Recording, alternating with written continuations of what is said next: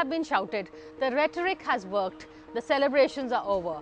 Now it is time to start delivering. And in this pause between winning and governing comes a moment of long, hard calculation. Can the Aam Aadmi team deliver? Can they live up to their rather populist promises? Where will they get their money for this? And were these promises made in the heat of the moment, or are they backed with some realistic arithmetic? These are the questions that we are going to be trying to answer in today's show.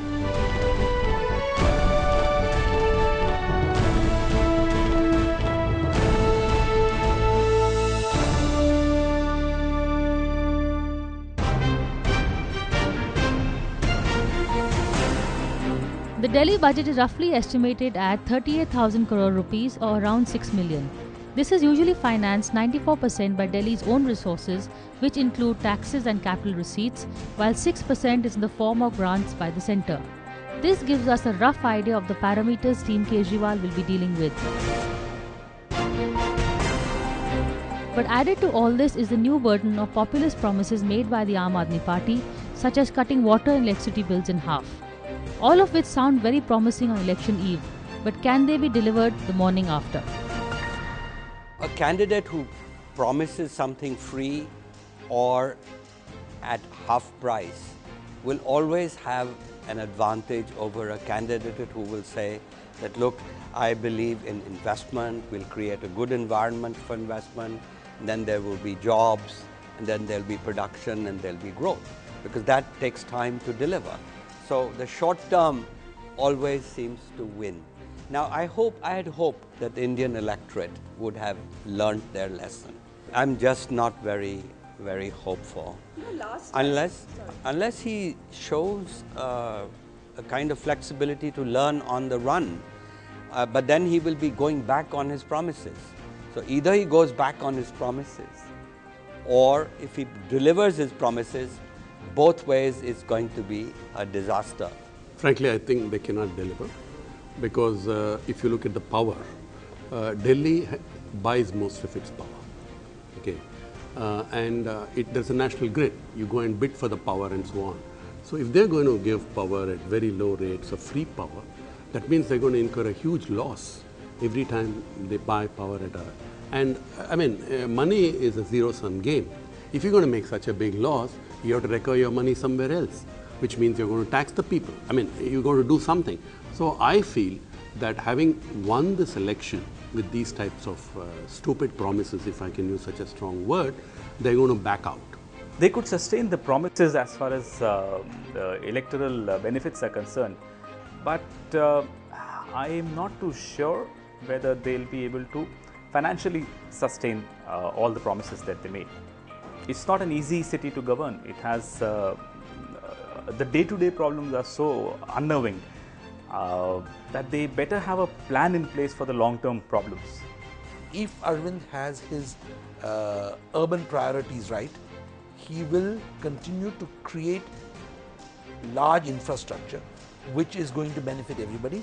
But I think his focus is going to be definitely on the underclass, which I think has been abandoned for a long time, and which is part of the reason why there was a seething anger. Analysts and economists are clearly skeptical about this new rhetoric. They are worried about what impact this will have on the pace of reforms undertaken during the last 15 years by the Sheila Dikshit government. They are also worried if this will have a domino impact on the national budget, whether this would prompt Team Modi Jaitley to deliver a populist rather than a pragmatic budget. What will happen to the big bang reforms? Only when they see the result of our actions. Nobody will accept. If somebody comes and says, I'll give you power free, and I say you pay 6 rupees, at the end of the day, if I see that inflation is low, if I see under Modi I'm getting jobs, the job market is better, I'm able to consume more, interest rates are low, I can buy scooters, I can buy cars, then people will vote for us. So there are two economic ideologies which are being tested. And we believe very, very seriously that going for growth and employment and consumer spending, etc., the classic economic growth is the best for India. My reading is that Arun Jaitley's budget is going to go through some kind of a shift on account of what's happened as a result of the AAP's victory in Delhi.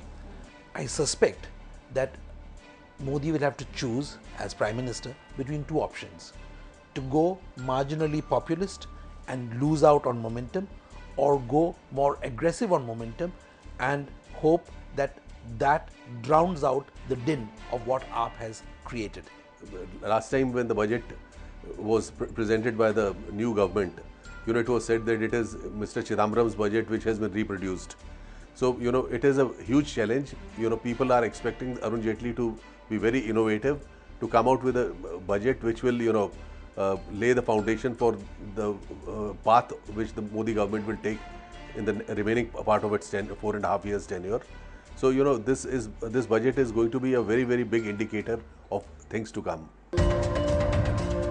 What exactly has the Aam Aadmi Party promised? According to its poll manifesto, the party promises to cut water and electricity bills in half, install 15 lakh CCTVs across the capital, have marshals in every bus, 47 fast-track courts, create 8 lakh new jobs, build 20 new colleges, and make the entire city Wi-Fi enabled, give permanent houses to slum dwellers, and so much more.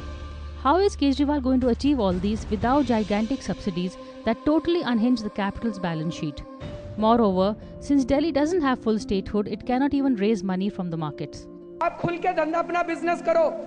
हम चाहते हैं कि आपका business बढ़े, हम चाहते हैं कि उद्योग बढ़े, लेकिन अपना सब लोग अपनी इच्छा से पूरा टैक्स भर देना। और मैं ये वादा करता हूँ, हो सकता है अभी तक जो आप टैक्स देते थे वो टैक्स में से कुछ पैसा चोरी हो जाता था। अब कम से कम आप जो एक पाई दोगे, आपके पैसे को मैं चोरी नहीं होने दूंगा। If he announces 50% price for electricity, what this will mean is that one, either the private sector companies who are there as distributors will run away, because if they don't make a return on their investment, they will not be there. So we'll go back to the dirty old ways of Desu, where 55% of the power of Delhi was stolen. Today only 15% of the power is stolen. And then you go back to the days of Desu, and you're going back to pre-1991 India. You're just then saying basically that we are back to the license Raj. I will give you everything. I think the Delhi results, not just the results, the Delhi campaign made each and every party compete with each other on populism.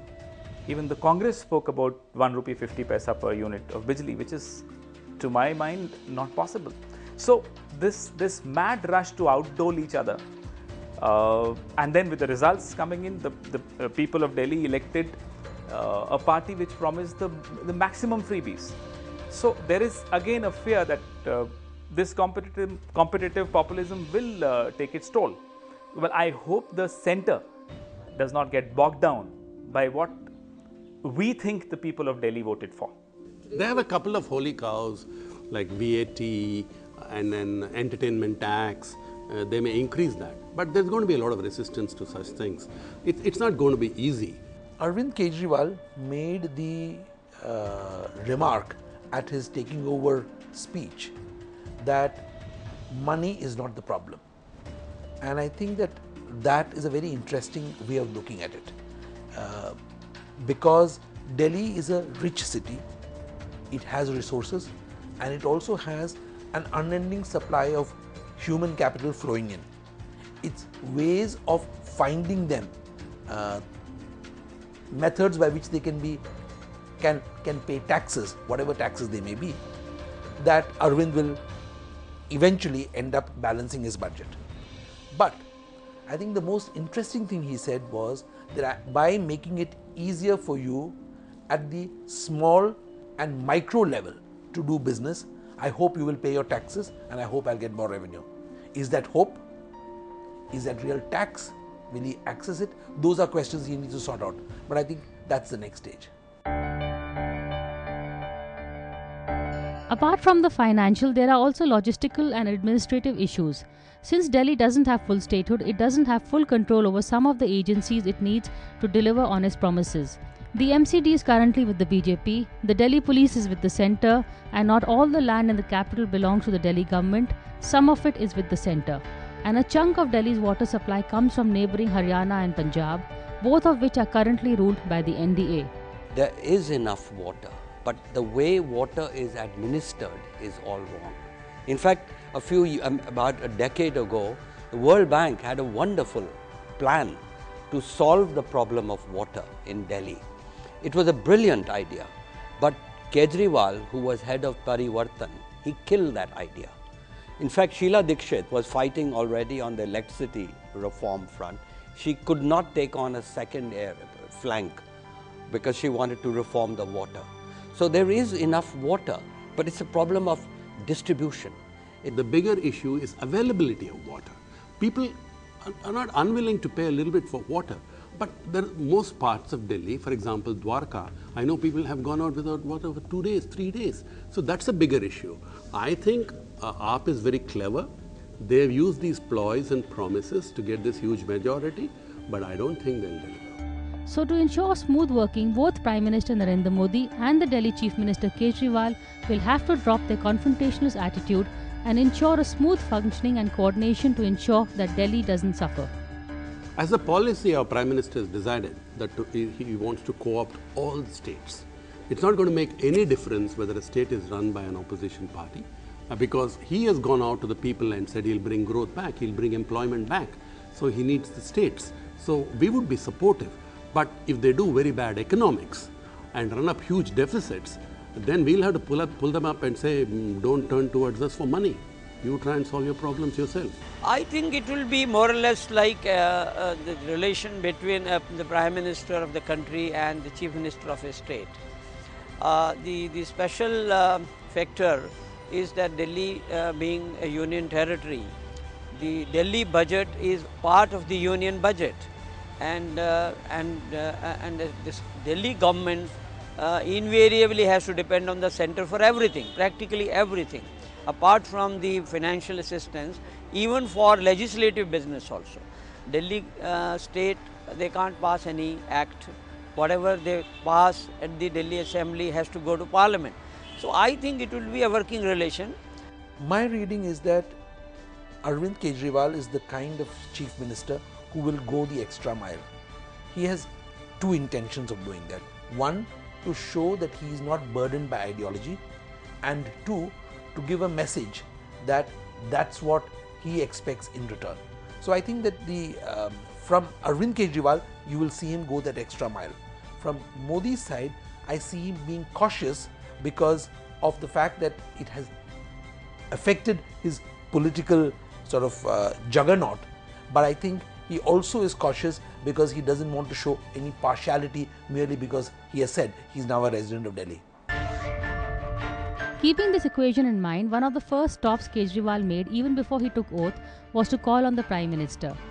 Those who saw the visuals of the meeting commented on Modi's body language as being stiff and a tad awkward as compared to the spring in Kejriwal's step. But that was only natural, as the euphoria of one's win and the sting of the other's defeat was still very much in the air. This is something only time and the right attitude can dilute.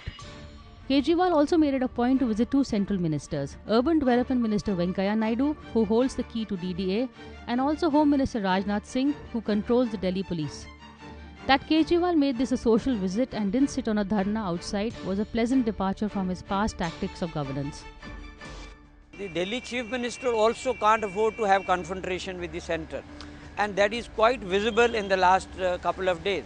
Unlike in the previous regime when Kejriwal went on dharna and agitational approach on everything, I think this time it will be more a sort of cooperation with the centre and working together for the benefit of the people of Delhi. When the Congress came into power in 1998, it was the NDA government at the centre. And I remember very clearly, the Chief Minister, Mrs. Sheila Dikshit, realized it was very important to partner with them instead of confront them. You know, politically we are of course rivals, but I think politics and the rivalry gets over soon after the elections get over. Then you have to partner for the benefit of the city.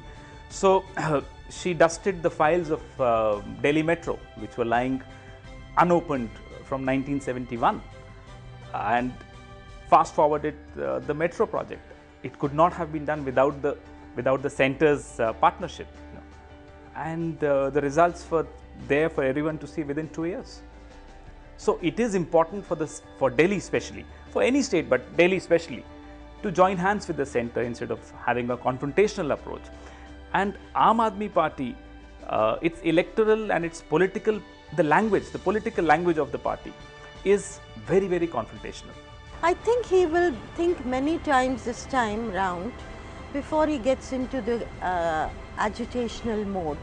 I think it will be the last resort if that happens, and not him, because that is a lesson he's learnt and burnt his fingers, that did not go down, his dharna didn't go down well at all.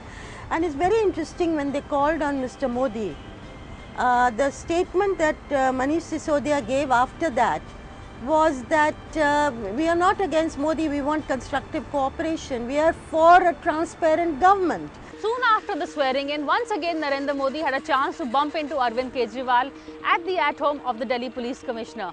By then, the Prime Minister's body language had softened somewhat. He reached out to the Delhi Chief Minister and inquired about his sore throat, and even suggested the name of a Bangalore-based doctor to look into the Chief Minister's perennial hoarse throat. Now, whether the Chief Minister's throat is cured or not, at least the lines of communication between the Prime Minister and the Delhi CM seem to have improved just a bit. Before the elections, ad man Suhail Seth had referred to Kejriwal as Mamata Banerjee in a muffler. On a more serious note, analysts are worried that a splurge on subsidies with no corresponding tightening of expenditure could lead to a West Bengal type of situation where the state depends heavily on borrowings from the centre. I personally think he has basically a fundamentally gut instinct against markets, growth, industry, business. He's the sort of person who believes that all business is crony capitalism. He doesn't believe in the market. And so that's a mentality, that's a pre-91 mentality. And so it's just very ironical that a city like Delhi, which has enjoyed huge prosperity as a result of the coming up of Gurgaon and Noida and so on, its complexion has changed now. It's no longer a bureaucratic city. It's this vibrant city. Instead of building on that vibrancy and creating a competitive advantage over other cities, he has gone and chosen the route of povertarian economics. Delhi's growth story has been creating a buzz from Asian Games to Commonwealth Games, with its flyovers, privatization and hence assured power supply, as well as the international airport. Team Kejriwal has a tough act to follow, for at the very least they have to ensure that their populist schemes don't undo all the good of the past. He's Mamata Banerjee with a muffler. He has a problem for every solution. Well, Suhail has made two enemies in one statement. Both Mamata and Arvind won't like this comment. But maintenance, I'm afraid I can already see maintenance of the flyovers and infrastructure suffer. And they are heavy investment projects. They certainly need maintenance also. Well, that's a very genuine apprehension, very genuine fear which all of us share. That I hope that work does not come undone. Being led by an IITian, I suspect that the danger of leaning too far left is less than in many other cases. Of course, this doesn't mean that those in the left were not extremely erudite, they were. But I think Arvind's philosophy from the very beginning, and I've seen him since the days of his starting on his RTI campaign, I think his philosophy has not been so left or so populist as people make him out to be. He's balanced, but he knows how the rhetoric needs also to be balanced. Don't forget the UPA government also gave a lot of largesses in the form of the food security, in the form of Narega, and so there is this culture of using public money to dole it out, and I think we are against that. We take harder options of growth and employment and revenue increase, and hopefully the people of India will accept our model. Fundamentally an illiberal person, and I think that I feel that we have taken a huge step backward and the fact that a middle class city where instead what I would have expected Kejriwal to do would have been to present a vision of the future of Delhi. Could Delhi become a hub for the whole of Asia in services? The way Singapore grew, the way Hong Kong grew, these are great models of how cities can become prosperous and well managed. So then is the Aam Aadmi Party the new left? It is certainly fast becoming the new opposition, what with the Congress and Rahul Gandhi still to get their act together. In fact, any state facing elections such as Bihar in the immediate future will certainly look up to the Aam Aadmi Party for help in taking on the BJP.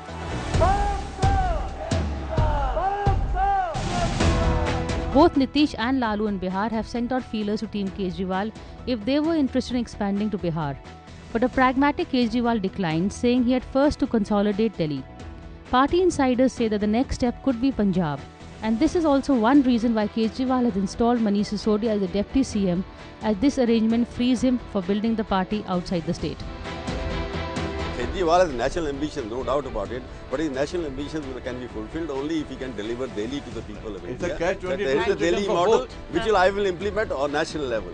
The BJP has that advantage, confined it to Delhi, give him as much money you want to give him or create as much hurdles you want to create it. So BJP has the advantage of all India because they have an all India leader like Modi. So I think Kejriwal will not take that risk of going out of Delhi for the time being. He is appointing, he is promoting Sisodia as his alternative here in Delhi. Then he might play, after settling Sisodia here in one form or the other, he will be able to take on other leadership in other states. That's my future. In many senses, Sisodia is going to be the de facto chief minister and Arvind is going to be the man on the ground. This doesn't mean that he's going to abandon Delhi, as some will immediately jump to some silly conclusion. I think that here is a man who recognizes that he needs to have his ear on the ground, not just because of Delhi, but in 2017, if they're looking at Punjab, then he needs to prepare the party for it. So I think that you will see that he is less of a one-man show in this avatar than he was in the last, and I think that he will slowly induct more talent into what is clearly a party that needs to show that it has muscle now that people like Bhushan's and others are not in the mainstream. Ironically, it is to Modi that some analysts compare Kejriwal to, for both run a one-man show with a team that is a mix of both professionals and novices. Just as Modi has sidelined the old-timers in a Mardarshak panel, even Kejriwal seems to have sidelined the old-timers such as the Bhushans, and some say even Yogendra Yadav is not as much of a confidant as he was in the earlier days. I would say that comparing Modi and Kejriwal is a bit difficult because of the enormous gulf in terms of experience. But I think in terms of political sagacity and speed to action and ability to deliver, Kejriwal has an easy task because Modi also is just about to deliver. Even the clampdown on the media by the Aam Aadmi Party is being seen as taking a leaf out of Prime Minister Modi's book, where communication is only one way. This, however, was not the case when Modi was a candidate, for at that time he met the media freely. But once he became Prime Minister, he clamped down. And Kejriwal seems to be following the same path. मैं media के साथियों से हाथ जोड़ के गुजारिश करना चाहता हूं। मैं गाड़ी से उतरता हूं तो माइक लगा देते हैं। कितने घंटों में करोगे जी? 24 घंटों में करोगे कि 72 घंटों में करोगे? 30 घंटों में करोगे कि 32 घंटों में करोगे? मैं उनसे कहना चाहता हूं जी, सरकार ऐसे नहीं चलती। No, I don't think there is any attempt to muzzle the media. Aam Aadmi Party gains nothing. It has always happened in the Delhi Secretariat that there is a designated area for the media, and people who have passes or appointments with various functionaries can go up and meet them. It is not that it is free for all, that 200 cameramen storm into the Delhi Secretariat and everything goes out of control. Media can be a big nuisance also. There is need to regulate their entry, and I don't think there is any harm in that. Arvind Kejriwal blew his first chance in just 49 days. This time around, he says he's here to stay the full 5-year term. But for this, he'll have to make some changes. And to his credit, he already has. For instance, he didn't go to the swearing in a metro as he did the last time around. He's also reached out to Modi and his team of ministers in a spirit of cooperation rather than agitation. So the main question really is, for how long can he maintain this stature as a statesman and not give in to agitations? But from us, that's all this week. Thank you for watching this edition of Cover Story. We'll see you again same time next week.